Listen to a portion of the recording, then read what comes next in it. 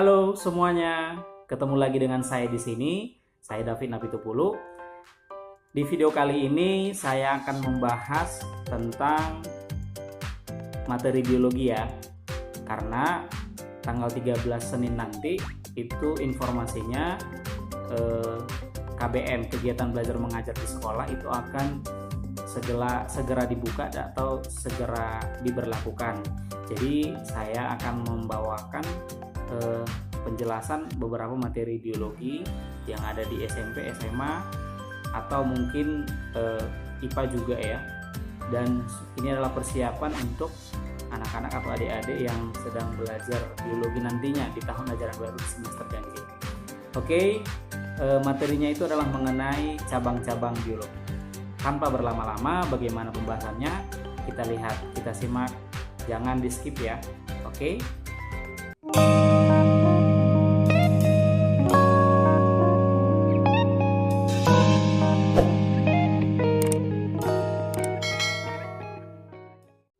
Materi cabang-cabang biologi sebenarnya dikhususkan, video ini dikhususkan untuk siswa-siswi yang di tingkat SMA sama SMP, mungkin SD juga ya. Tetapi menurut saya pribadi, cabang-cabang biologi ini perlu juga buat kita yang tidak lagi sekolah, buat orang tua atau buat semua ya. Menurut saya semua perlu. Kenapa? Karena sebenarnya nanti di cabang-cabang biologi ini sudah menjadi istilahnya adalah general knowledge ya, sudah menjadi pengetahuan umum gitu. Karena pengetahuan umum artinya ya perlu juga kita ketahui ya, nambah-nambah ilmu pengetahuan kita juga gitu ya. Oke, langsung saja, ini dia. Yang pertama itu bagian dari tubuh makhluk hidup yang paling kecil disebut apa teman-teman? Iya, disebut dengan sel. Jadi sel tubuh makhluk hidup itu dipelajari di mana? Dipelajari di sitologi.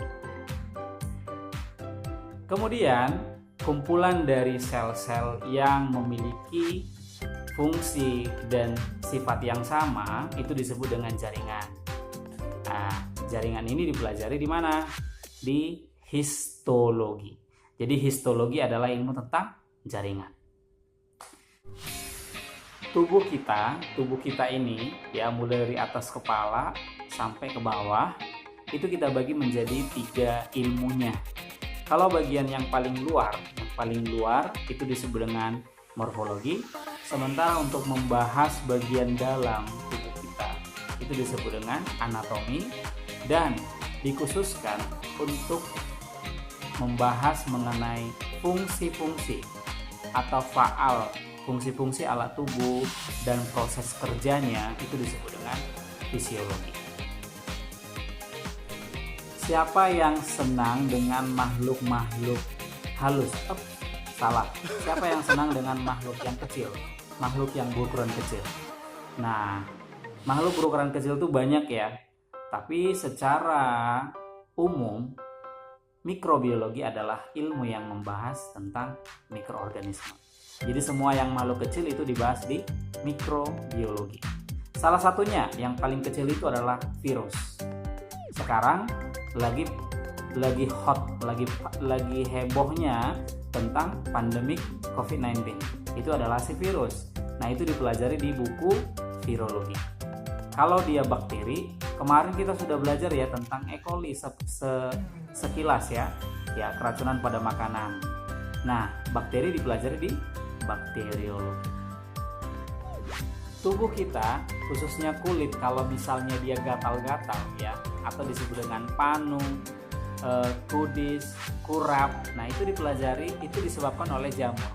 Jamur dipelajari di mana? Di mikologi. Ada yang suka dengan agar-agar? Ya, agar-agar itu bisa dibantu karena adanya, maksudnya agar-agar itu bisa terbentuk karena dibantu oleh si Eucema. Eucema itu adalah kelompok alga. Ilmu yang pelajaran tentang alga disebut dengan fikologi. Ya. Berikutnya, makhluk yang berukuran kecil adalah contohnya amuba, entamuba, kemudian banyak lagi ya. itu adalah kelompok protozoa. Protozoa dipelajari di mana? Di protozoologi. Cacing tanah temannya petani ya. Kenapa? Karena cacing tanah itu dapat membantu menyuburkan tanah. Banyak juga jenis cacing ya. Nah, keluarga cacing itu dipelajari di mana? Di helminthologi. Kelompok hewan berikut ini dikenal sangat banyak spesiesnya. Jumlahnya banyak sekali ditemukan ya. Nah, salah satunya adalah nyamuk, lebah, kecoa, kutu ya, kutu kepala, kutu anjing, kutu kucing. Itu adalah kelompok insekta atau serangga. Mereka dipelajari dalam sebuah buku dengan ilmu namanya insekta apa? Iya, entomologi. Siapa di sini yang suka memelihara ular? Kayaknya nggak ada ya, kemungkinan besar nggak ada. Tapi jangan salah, ada ke orang-orang yang suka dengan reptil ya. Ular merupakan salah satu dari contoh reptil. Dan hewan reptil, hewan melata ini dipelajari di herpetologi. Dulu waktu kuliah saya kesulitan untuk membedakan apa sih beda katak dan kodok gitu ya. Dan akhirnya tahu gitu. Nah, katak dan kodok ini adalah hewan yang hidup di dua alam. Ilmu yang pelajaran tentang katak, kodok, salamander ya kan, itu disebut dengan amfibiologi. Di video saya kemarin ada membahas mengenai paus. Dan sering kita mengatakan ikan paus. Salah ya, seharusnya paus saja. Karena paus itu bukan Pisces, paus adalah mamalia. Ilmu yang pelajari tentang mamalia disebut dengan mammalogi. Bukan papalogi ya, bercanda. Mengkonsumsi ikan yang cukup banyak itu kategori bagus buat kesehatan ya. Kenapa? Karena ikan itu mengandung protein yang cukup tinggi. Ikan dapat dipelajari di mana? Di ilmu ichtyologi.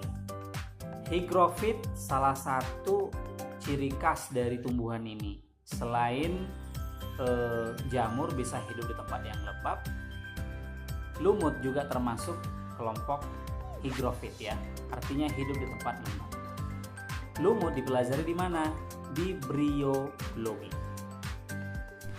Subscriber saya itu banyak menyukai bahkan mencintai hewan yang satu ini karena suaranya bisa menghasilkan suara yang merdu ya, indah didengar.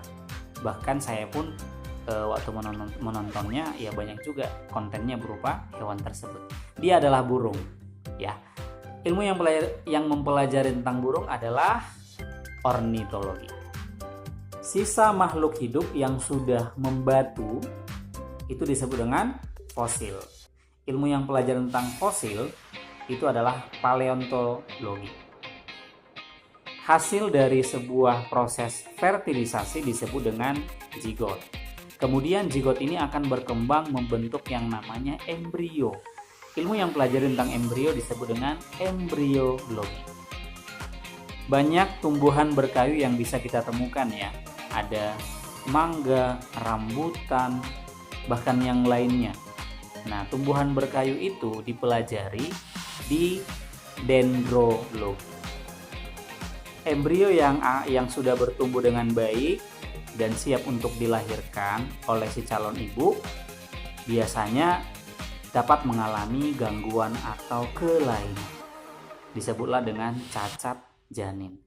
Cacat janin ini dapat dipelajari di teratologi.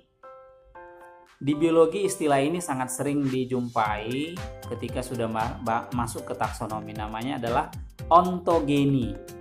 Ada yang tahu apa itu ontogeni? Ontogeni itu adalah ilmu yang pelajari tentang perkembangan organisme mulai dari zigot sampai kepada dewasa.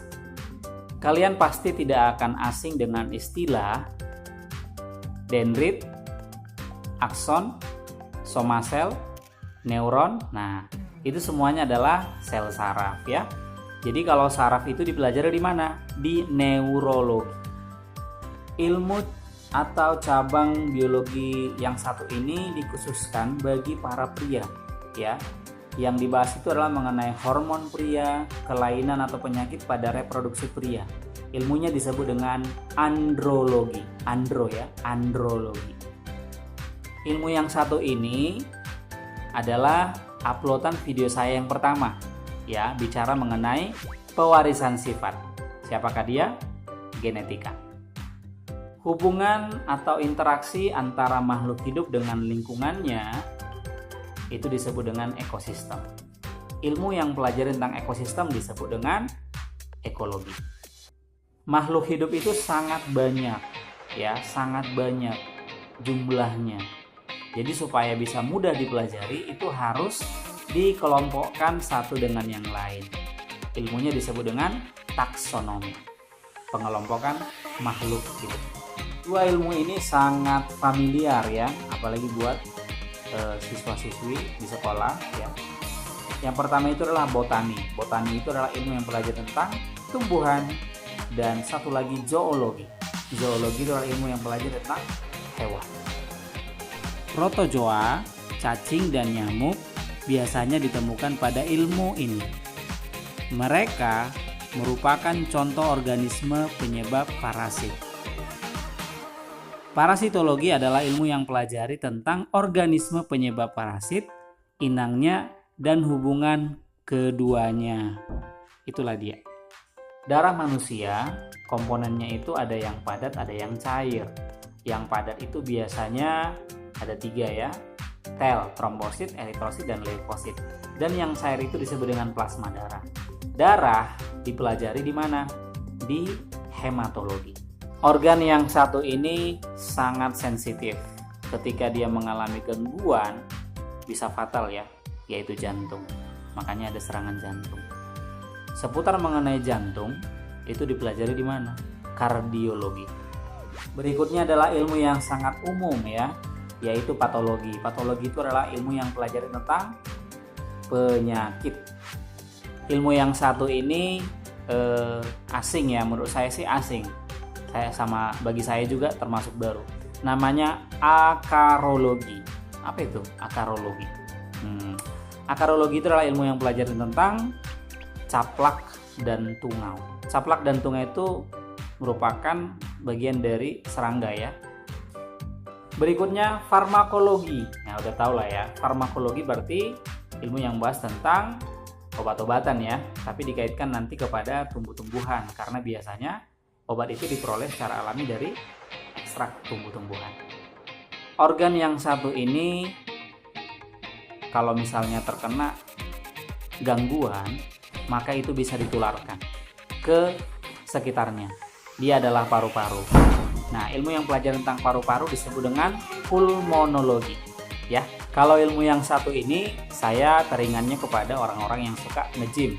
Wow, berarti otot, ya. Otot, tulang, pokoknya berbau dengan itulah. Itu disebut dengan ortopedi. Ortopedi itu adalah ilmu yang belajar tentang yang berhubungan dengan otot, tulang, dan sejenisnya. Yang ke-40, ilmu yang terakhir. Ini pun ilmu yang sudah pada tahu, udah umum, ya. Namanya adalah sanitasi. Sanitasi itu adalah ilmu yang pelajari tentang kebersihan lingkungan dan sekitarnya. Oke teman-teman, demikianlah cabang-cabang ilmu biologi yang bisa saya sampaikan. Lebih kurang ada 40, ya, 40 poin cabang-cabang ilmu biologi. Sebenarnya lebih dari situ, ya, masih ada sebenarnya. Tapi saya rasa itu sangat cukup, ya. Karena biasanya pun kalau di sekolah itu paling 20 ditanya gurunya, ya. 20 itu sudah sangat banyak, mungkin membuat siswa juga pusing, ya. Nah, jadi mudah-mudahan video tadi itu membantu kalian terkhusus buat siswa-siswi yang di sekolah, tapi juga itu menurut saya membantu buat kita yang di luar dari siswa-siswi, ya. Karena itu adalah sudah menjadi pengetahuan umum. Oke, terima kasih sudah menonton video saya. Semoga bermanfaat dan tetap dukung channel saya di sini dengan cara like, comment, share, dan subscribe, ya. Karena subscribe itu gratis. Nah, bagi teman-teman semua, saya juga membutuhkan kritik dan saran yang membangun ya mengenai video ini atau mengenai video yang sebelumnya. Boleh di komentar ya, boleh diketik di kolom komentar supaya video saya ini semakin lebih bagus dan lebih baik ke depannya. Oke, sekali lagi terima kasih banyak. Sampai bertemu di video yang berikutnya. Terima kasih.